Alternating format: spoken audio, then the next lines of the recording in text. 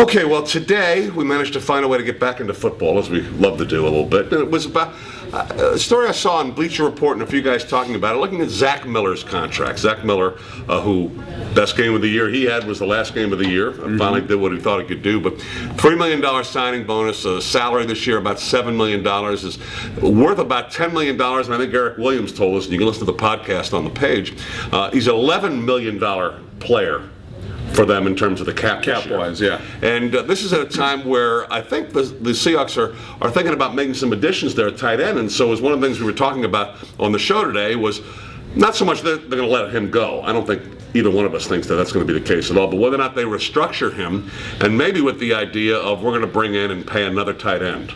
Yeah, you've heard other names out there. Jared Cook is a name that's been brought up, whether that's a possibility or not, whether they draft a tight end. And we don't even know if they're done with McCoy. I mean, if you bring in a tight end, especially if you're going to pay a free agent, that would signal, all right, we're probably done with McCoy and what he brings to the table, which is inconsistency.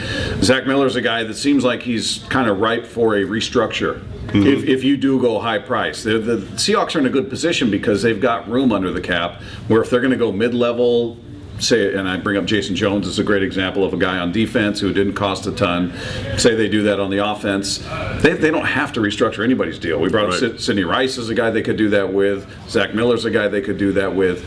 But they don't truly need to. And Eric Williams made a great point of saying, listen, if they don't go after that big name, it's more beneficial to allow these contracts to run their course as they're set up right now and have them off the books rather than restructure, add another year, extend it out.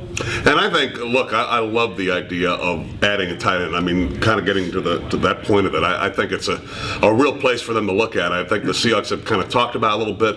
I think in what you've seen in particular with the attack in New England, and for that matter, what you saw in the division last year, San Francisco, big time usage of both of their tight ends as patch catching guys is I think an area you really want to go to give Russell Wilson a little more help on offense anyway. So if you were going to restructure, do anything like that, I mean, I could see them overspending to get that particular element and not getting it in the draft, but going for it in free agency, getting an absolute proven commodity there as a pass-catching tight end and making that a big part of what you're trying to do offensively. Yeah, I would love to see him do it because I think we did get a taste of what Zach Miller can be, and I think as this offensive line is sort of gelled and solidified, I mean, you had two Pro Bowlers on this line with Okung and Max Unger, and it became very solid, which kind of relinquished Zach Miller of all the blocking duties they had him doing. I mean, everybody feels like, well, he's underachieved, he hasn't done anything. He's doing exactly what they told him to do, and that's being a de facto offensive lineman his first year here, and then slowly you see what he can do when he's allowed to go out there and catch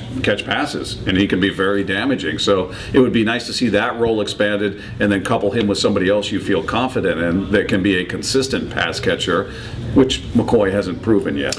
Boy, in this conversation, it makes me think about what my hero Homer Simpson always says. Isn't football great?